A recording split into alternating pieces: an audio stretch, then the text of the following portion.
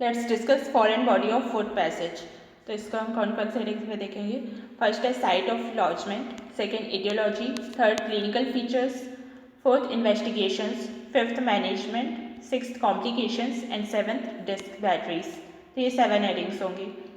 First sight of lodgement कौन कौन सी हो सकती है फॉरेन बॉडी की फूड पासेज में। फर्स्ट टॉन्सिल हो सकता है, सेकेंड बेस ऑफ टंग या vallecula, third posterior pharyngeal wall, fourth piriform fossa and fifth oesophagus.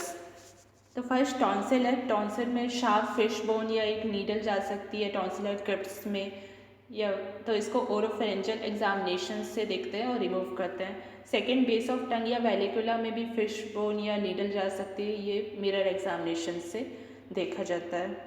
Now third posterior pharyngeal wall में वायर, नीडल या स्टेपल जा सकता है, तो ये ओरोफेरेंजियल एग्जामिनेशन में अगेन देखा जाता है और रिमूव किया जाता है फॉरसेप्स से। फोर्थ पायरिफॉर्म फोसा है। तो पायरिफॉर्म फोसा में भी फिश बोन, चिकन बोन या मटन बोन, नीडल या फिर एक डेंजर लॉज हो सकता है। तो इसमें small foreign bodies local anaesthesia के अंडर कर्व्ड फॉरसेप्स से रिमूव करते हैं, और जबकि लार्ज इम्पैक्टेड फॉरेन बॉडीज अगर जाती है पायरिफॉर्म फोसा में तो एंडोस्कोपी से रिमूव करते हैं जनरल एनेस्थीसिया में चिल्ड्रन में। देन अगर चिल्ड्रन में रहती है तो फिर जनरल एनेस्थीसिया देंगे। सेकेंड है ईडियोलॉजी। ईडियोलॉजी में 5 हेडिंग्स आएगी again. First age, second loss of protective mechanism, third carelessness, fourth narrowed oesophageal lumen and fifth psychotics. तो फर्स्ट एज चिल्ड्रन में ज़्यादातर जो 5 साल से छोटे बच्चे होते हैं वो फॉरेन बॉडी चली जाती है उनमें। Then loss of protective mechanism में अपर टेंचर का यूज़ प्रिवेंट करता है टैक्टाइल सेंसेशन को, और फॉरेन बॉडी स्वालो हो जाती है अनडिटेक्टेड, मतलब डिटेक्ट नहीं कर पाते हम, क्योंकि अपर टेंचर अगर रहेगा तो आर्टिफिशियल टीथ है, वो सेंसेशन कैसे करेगा। नाउ थर्ड है केयरलेसनेस। तो अगर प्रॉपर मेस्टिकेशन नहीं कर रहे हैं, जल्दी जल्दी खा रहे हैं, पी रहे हैं, और पुअरली प्रिपेयर किया गया है फूड को, तो हो सकता है फॉरेन बॉडी। नाउ फोर्थ है नैरोड ईसोफेजियल ल्यूमेन। तो ईसोफेजियल ल्यूमेन में अगर कार्सिनोमा हो गया है या फिर ईसोफेजियल स्ट्रक्चर हो गया है तो फूड के पीसेस हेल्ड अप हो जाएंगे वहाँ पे। नाउ फिफ्थ है साइकोटिक्स। तो साइकोटिक्स सुसाइड कमिट करने के लिए भी फॉरेन बॉडी ले सकते हैं। नाउ थर्ड है क्लिनिकल फीचर्स। क्लिनिकल फीचर्स में 2 हेडिंग्स आएंगी, फर्स्ट सिम्टम, सेकेंड साइंस। तो सिम्टम्स क्या क्या होते हैं। फर्स्ट तो हिस्ट्री से पता करना है, सेकेंड डिस्कम्फर्ट और pain, third dysphagia, fourth drooling of saliva, fifth respiratory distress and sixth substernal और एपिगैस्ट्रिक पेन। तो फर्स्ट हिस्ट्री इनिशियल चोकिंग या गैगिंग की लेनी है हमको अच्छे से।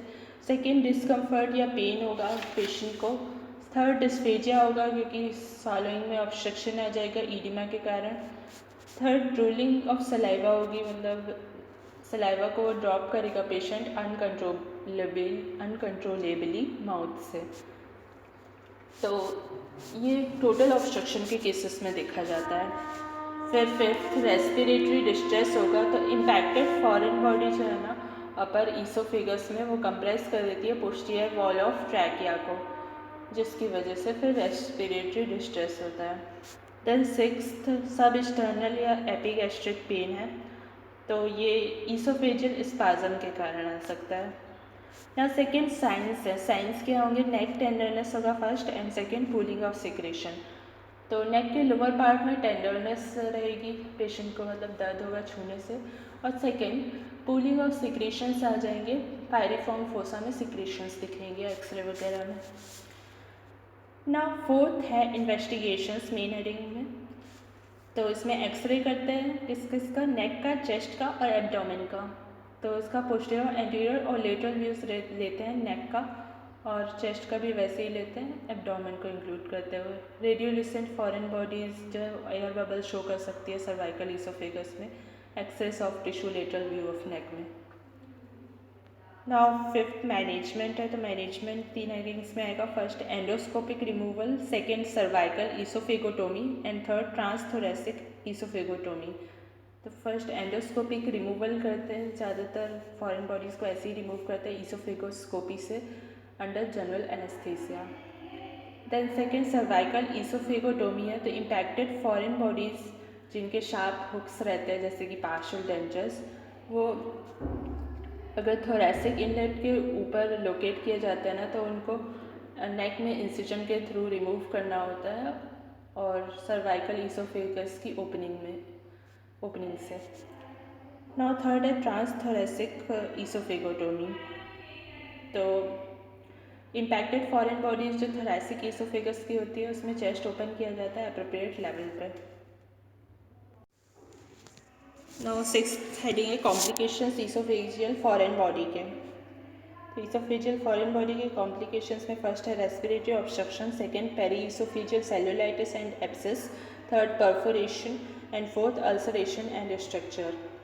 तो फर्स्ट रेस्पिरेटरी ऑब्स्ट्रक्शन हो सकता है ट्रैकियल कंप्रेशन के कारण फॉरेन बॉडी से, सेकेंड पेरी ईसोफेजियल सेलुलाइटिस और एब्सिस हो सकता है नेक में, थर्ड परफोरेशन हो सकता है शार्प ऑब्जेक्ट्स परफोरेट कर सकते हैं ईसोफेजियल वॉल को, देन फोर्थ अल्सरेशन और स्ट्रक्चर हो सकता है, अगर फॉरेन बॉडीज़ को टाइम पे नहीं देखा तो अल्सरेशन कॉज कर सकता है स्ट्रक्चर। नाउ सेवन्थ है डिस्क बैटरीज में क्या क्या पॉइंट्स रहेंगे। फर्स्ट हियरिंग एड्स या टॉयज इंक्लूड होता है, second contain sodium hydroxide potassium hydroxide, third oesophageal injury by leaking, fourth damage, then fifth management. तो ये 5 हेडिंग्स हैं। First hearing aids toys calculators other electronic devices ये सब include होती है। सेकेंड इसमें सोडियम हाइड्रोक्साइड पोटेशियम हाइड्रोक्साइड होता है जो कि लीक करता है ईसोफेजियल इंजरी को कॉज करने के लिए। देन फोर्थ डैमेज क्या होता है, म्यूकोसा में 1 आवर के अंदर डैमेज हो जाता है, मसल को डैमेज हो जाती है 2 to 4 आवर्स के अंदर, और परफोरेशन हो जाता है ईसोफेगस का 8 से 12 घंटे में। ना फिफ्थ मैनेजमेंट कैसे करते हैं, एक्सरे से और एंडोस्कोपिक रिमूवल से करते हैं।